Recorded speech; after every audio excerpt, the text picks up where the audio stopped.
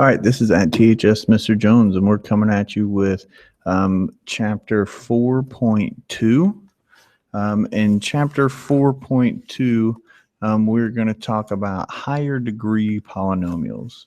So we got 4.2 higher polynomials.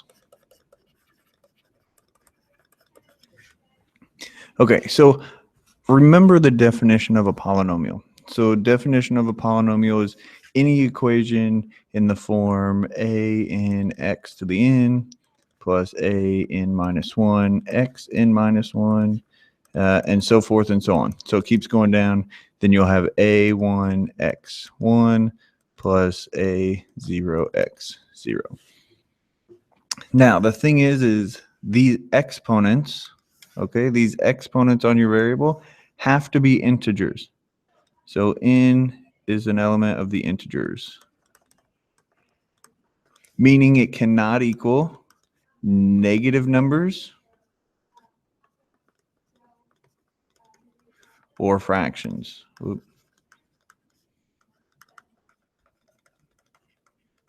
So if I give you some equation, let's say the square root of x plus 1, that is not a polynomial because the exponent on this x is a half power. Okay, and that half power is not an integer, thus it can't be a polynomial. Same thing with this. If I give you 2x to the third plus 3x to the minus 2 plus x, that is not a polynomial because this right here is a negative exponent, and I cannot have that. Okay, so before in chapter 4.1, we talked about quadratics. But here in 4.2, we're going to talk about higher degrees. So quadratic was of degree 2. Now we're going to talk about, infinite degree. So x to 6, 7, 10, 12, 20, all those powers on. So we, again, want to talk about what I like to call the evolution of polynomials. And we just start with the most basic polynomial. Let me get some graphs drawn out here.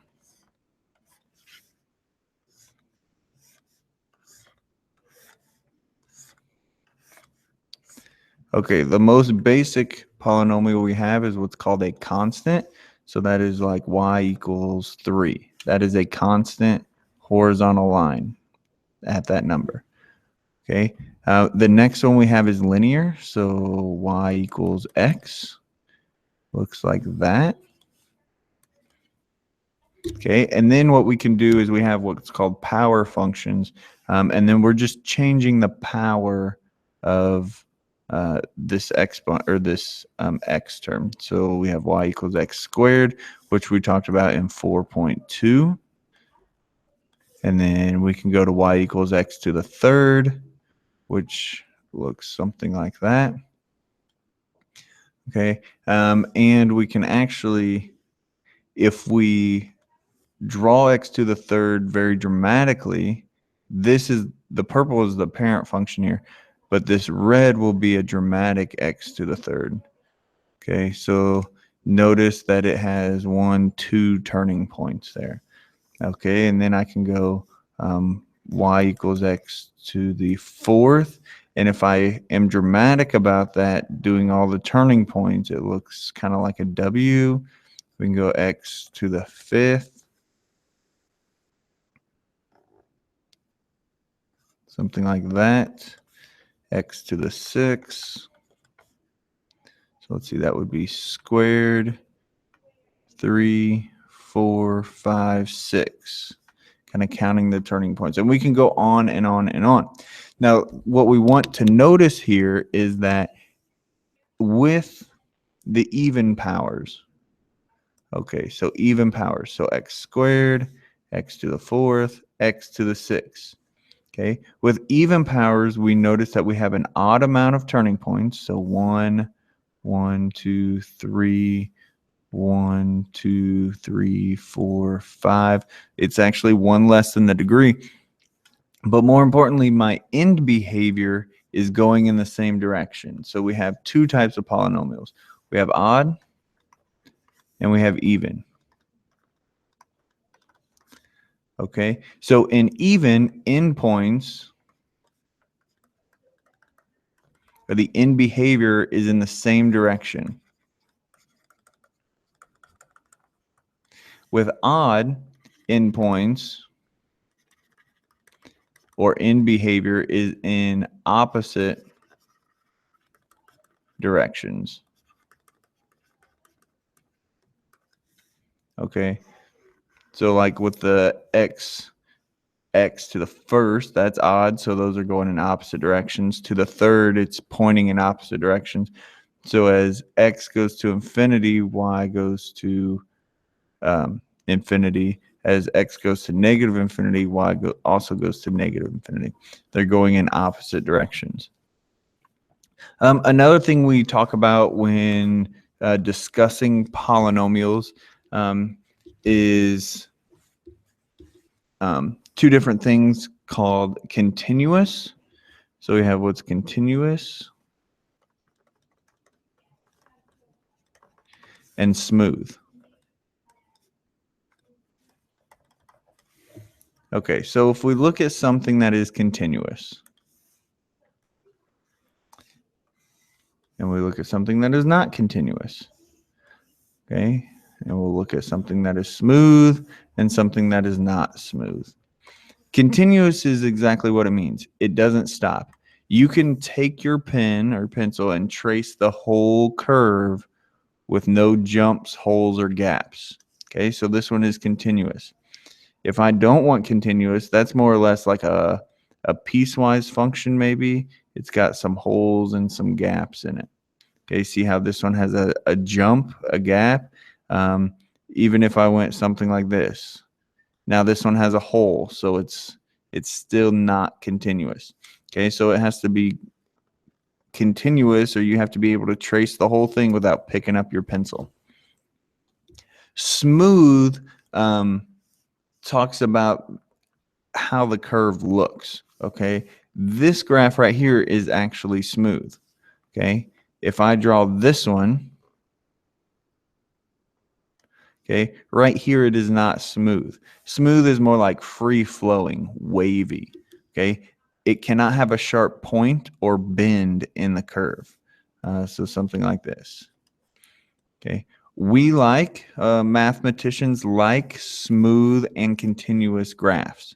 Okay, if there is a hole or a jump or a sharp bend, that creates some problems in doing some of the math.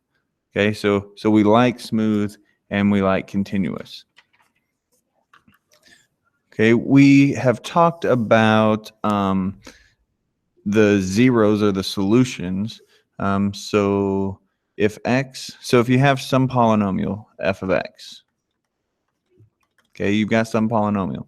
When you find the solution, okay, that is f of x equals 0, and you found, let's say, that x equals a. Okay, this is called a root or a solution. Okay, those are the same thing. That is also the same thing as the x-intercept. However, we would write the x-intercept a comma 0. Okay, this is also the same as the 0. Okay, 0 would mean x equals a. So it's kind of the same as this one up here. And the last one is called the factor. We would write the factor x minus a. Okay, so all three of these things are representing the same thing with just different names and different forms of writing it. So just know that we're talking about the same thing. You just may have to write it differently. Okay, I want to talk about what's called the intermediate value theorem. So intermediate value theorem, and that says that if a is less than b, and if f of a and f of b have opposite signs,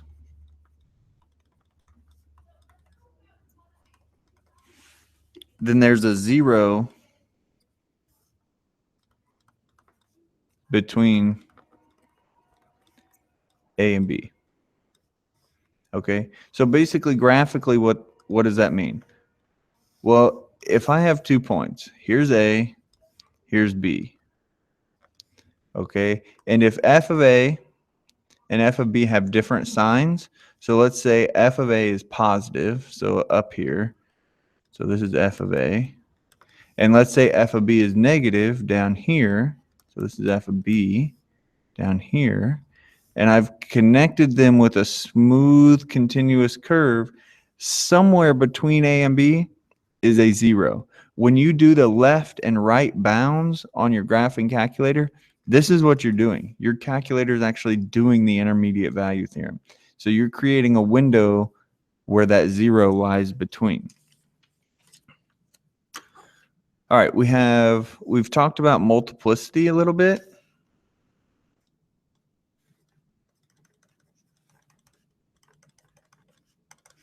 And remember, multiplicity is how many times a 0 shows up. So number of times a 0 or factor shows up. Okay, graphically, the multiplicity means something really, really important. Okay, so you can have 2 types of multiplicities. You can have an odd or an even. So if we look at odd, and if we look at even.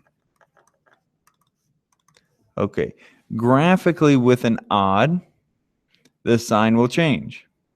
Graphically, it will, with even, it will not. So if you have an even, sorry, we'll start with odd. If you have an odd multiplicity, the graph will cross x-axis. Okay.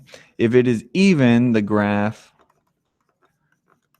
will touch or bounce or kiss, whatever you want to call it. I usually refer to bounce or kiss the graph. Okay, it will bounce back off. So let's say you have x equals 3 with multiplicity of 2. When you graph this at 3, okay, your graph will come down and it will kiss that it will kiss this x-axis or bounce right at that point. If it was odd, let's say x equals a -2 with multiplicity of 1, okay, so here's -2, it is going to cross right on through that graph. Okay, so that's how the multiplicity can really help us in determining what the graph looks like. Okay, so we have some suggested problems here. So suggested problems start on page 405. Numbers 3, 9, 11, 17, 25, 31, 33, 41, 45, 51, 65, 75, 81.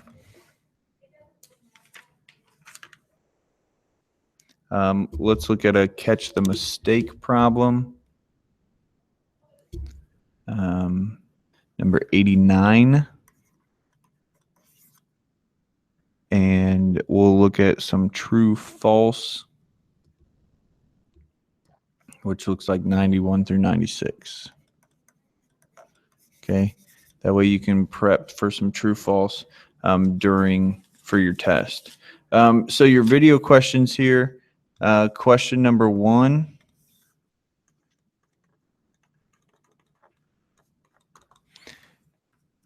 Question number 1 is, what's the difference between continuous and not continuous and smooth and not smooth?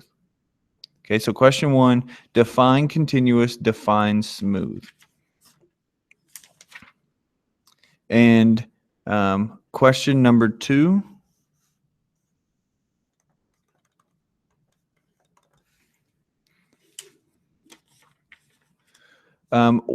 why is the multiplicity important? Okay, what does the multiplicity do in graphing a polynomial? Okay, so those are your 2 questions. Right here, I'll link some lesson examples. And as always, this is at THS Mr. Jones signing off.